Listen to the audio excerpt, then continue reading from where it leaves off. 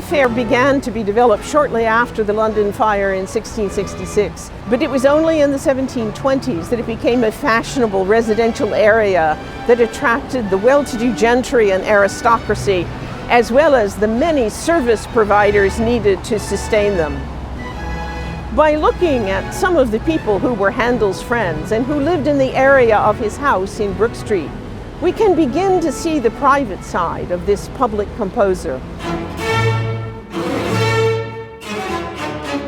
Joseph Goupy, a painter of French heritage, probably met Handel in Rome in 1707 or 1708, when both men came under the patronage of Cardinal Ottoboni. When they started their careers in London, they continued to share patrons. Sir John Hawkins described Goupy as an intimate friend of Handel, and the two men apparently had a reputation for eating and drinking to excess.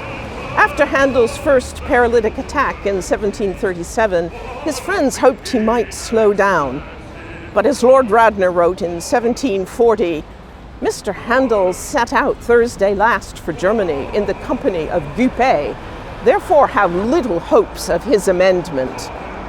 Their friendship came to an end in 1743. Handel declared that he had given up writing operas, but Goupy, on behalf of his patron, the Prince of Wales, hoped to persuade him otherwise. When Handel refused, Goupy must have been furious.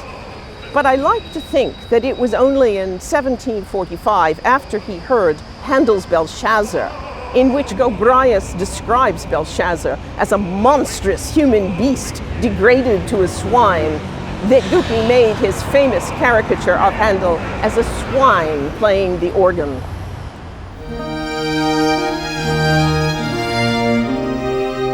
Mary Delaney, a Granville by birth, was a talented amateur musician.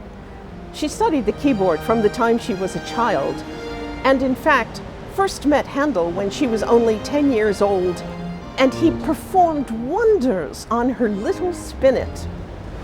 From 1733 to 1741, she lived in the house behind me at 48 Upper Brook Street. And in 1734, she wrote to her mother about one of her music parties that Handel had been in the best humor in the world, and that he had agreed to accompany all the ladies that sung from 7 o'clock till 11. Delaney also visited Handel's house to hear his new work.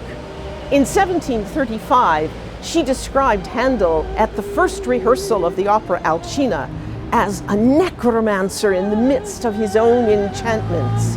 Sometimes their meetings were more spontaneous. In 1747, she wrote to her sister, "I had just come to this point when in came Mr. Handel, and he has prevented me from adding any more." Mary Delaney's brother, Bernard Granville, who lived around the corner from her at the house behind me on 70 Park Street, was also a friend of Handel. The two men shared an intense interest in the collection of fine art. Many years later, when Handel was dying and Granville wanted to be notified, he thought that James Smythe, the perfumer, would be the person to ask. Smythe lived at 110 New Bond Street, directly across the road from Handel's house. And as Handel lay dying in his bedroom, Smythe was indeed the last person from outside to be with him. His poignant letter to Granville describes the great and good Mr. Handel, who died in perfect charity with the world.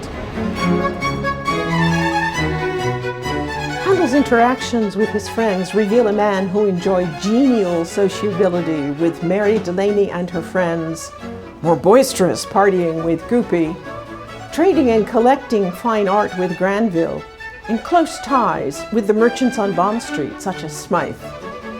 This is the private Handel, the man behind the veneer of his public persona.